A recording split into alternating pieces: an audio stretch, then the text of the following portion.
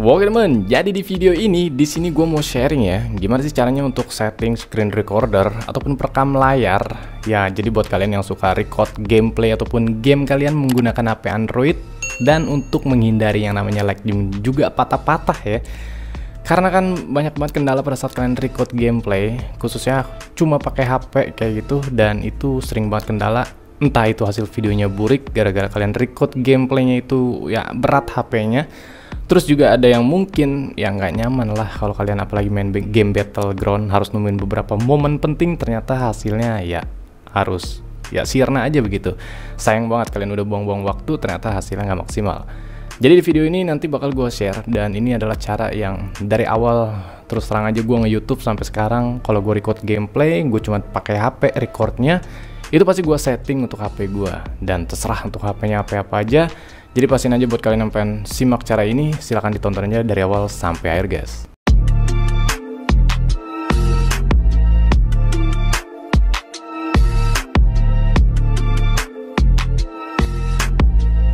Oke, jadi yang pertama di sini kalian bebas untuk perekam layarnya itu kalian terserah ya. Kalian mau pakai aplikasi perekam layar bawaan HP kalian ataupun aplikasi pihak ketiga kayak screen recorder, AZ screen recorder, ADV screen recorder, dan apapun lah perekam layarnya.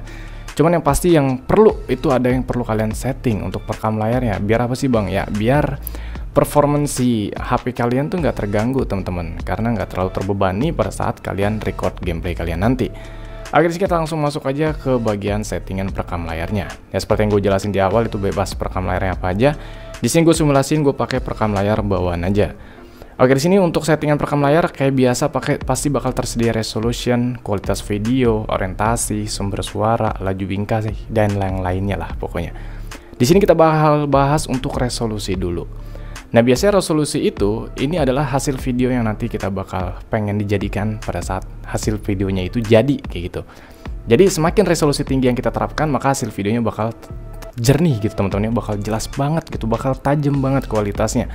Cuman kembali lagi ke performance HP kalian, ke spesifikasi HP kalian.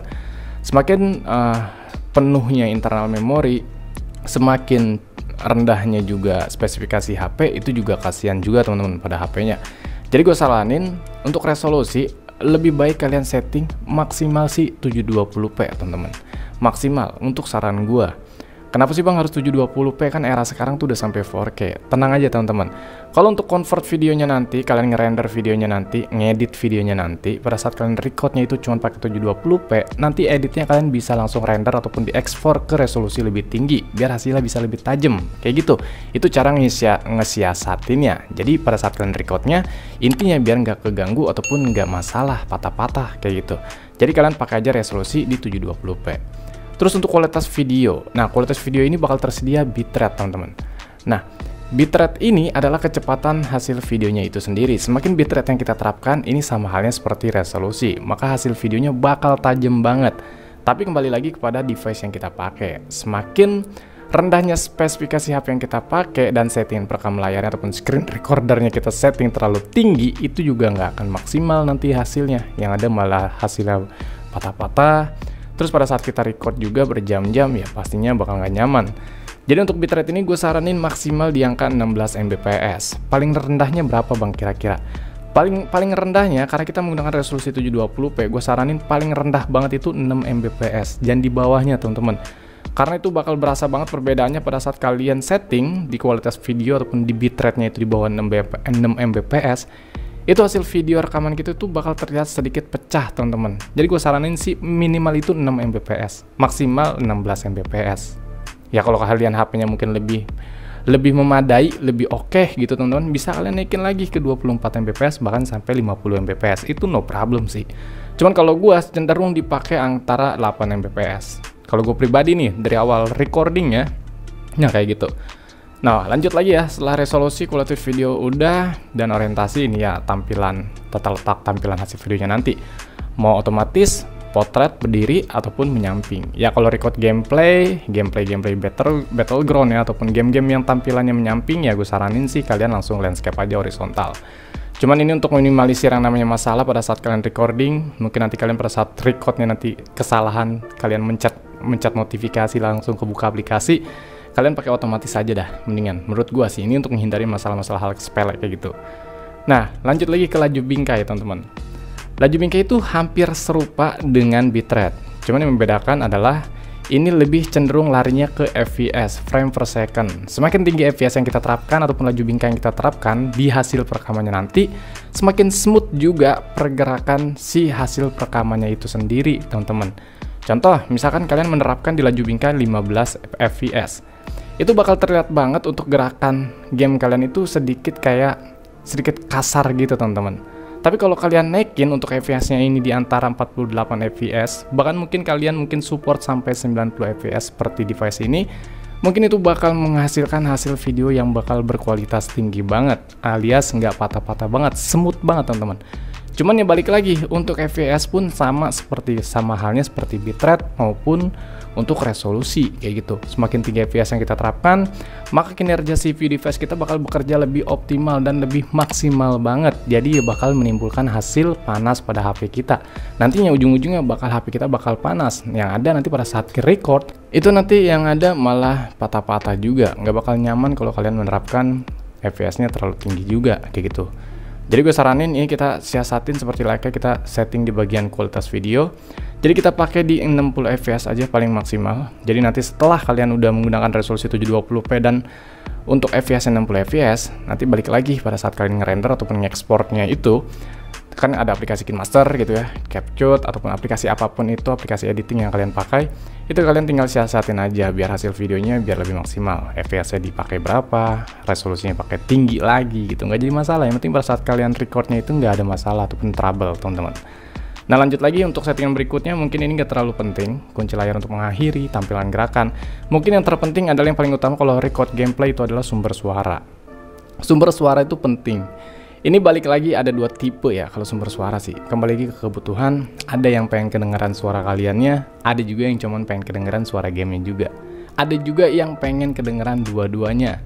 Jadi kalau gameplay, biasanya kalau record gameplay ataupun game, itu lebih tertarik ataupun cenderung kedengeran suara gamenya, alias audio internal, teman-teman. Jadi kalau untuk device Xiaomi ini kedeteknya bukan audio internal, melainkan keterangannya itu adalah sistem. Ya, sistem keterangannya. Ya, jadi kalian terapkan di sistem kalau cuman pengen suara gamenya aja. Tapi kalau misalnya kalian, bang, gue pengen ada suara guanya nih, tapi suara gamenya juga ke-record, ya kalian mungkin bisa menerapkan antara mikrofon, ataupun kalian menerapkan di keduanya, kayak gitu. Cuman kalau untuk mikrofon, dia lebih cenderung lebih jelas ke suara audio eksternal, ataupun suara mic kita, teman-teman. Jadi untuk suara internalnya itu akan sedikit lebih pelan, kayak gitu.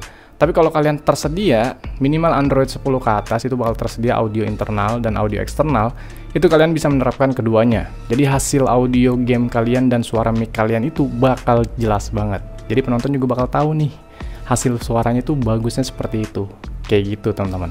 Dan yang terpenting apabila device kalian ataupun perekam layar ya, yang kalian pakai itu tersedia yang namanya pilihan penyimpanan, gue saranin sih kalian bisa menerapkan penyimpanannya ke kartu memori. Mengapa begitu, bang? Karena kalau kita record gameplay, biasa kita nyari momen itu selalu gagal. Nggak mungkin pada saat kita record di menit pertama sampai 10 menit ke depan itu langsung dapat momen. Pasti ada aja masalah kita gagal momen gitu, teman-teman. Nah, kalau kita recordnya itu nyimpennya di audio internal, di internal memori ya, itu pasti bakal makan internal memori kita. Udah gagal ke save lagi, terkecuali ya lu hapus langsung gitu ya, nggak jadi masalah. Tapi kalau misalnya lu males gitu, mager banget ke galeri, harus udah record nih, lagi record, gagal lagi, masuknya ke internal memory. Semakin penuh internal memory hasil video gagal kita, semakin berat juga HP yang kita punya gitu pada saat kita recording nanti. Makanya mendingan ke kartu memori. Jadi biarpun kalian gagal recordnya, kalian udah tenang karena kalian menyimpan hasil video rekamannya itu ke kartu memori, kayak gitu. Dan selanjutnya mungkin di sini ada settingan tambahan buat menghindari yang namanya notifikasi, teman-teman. Karena kalau kita lagi record gameplay ataupun record apapun itu di HP Android, itu ada muncul notifikasi, itu pasti bakal mengganggu performa HP. Itu bisa bikin sedikit ngeframe, teman-teman. Nah, buat kalian pengguna device Xiaomi, Redmi maupun Poco, ini mungkin di luar device yang tadi gue sebutin, mungkin kalian bisa cocokin aja, disesuaikan aja. Gue biasanya menerapkan mode fokus. Nah, mode fokus itu cara settingnya gimana, bang? Kalian masuk aja ke menu setting. Lalu kalian scroll ke bawah. Di sini kalian tinggal pilih aja nih di bagian kesehatan dan digital. Nah, kalian pilih. Terus nanti di sini kalian scroll ke bawah. Di sini ada keterangan mode fokus. Nah, mode fokus ini kan keterangannya nonaktif. Kalian pilih aja dulu. Nah, pada saat kalian klik mode fokus, maka akan tersedia seluruh aplikasi pihak ketiga maupun aplikasi sistem itu bakal kedetek semua di device kita ini.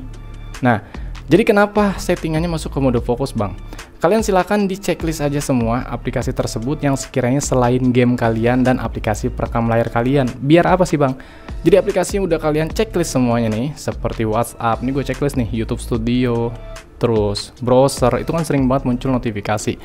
Ini kita checklist semua di bagian settingan mode fokus dan kita aktifkan sekarang. Biar apa? Biar notifikasinya itu nggak akan terganggu. Jadi aplikasi yang sudah di checklist seperti ini, itu bakal di blok notifikasinya secara sementara selama kita mengaktifkan fitur mode fokus ini. Jadi pada saat kita close udah setting seperti ini, maka icon aplikasinya juga bakal berubah tuh. Jadi abu-abu semua, tuh abu-abu semua.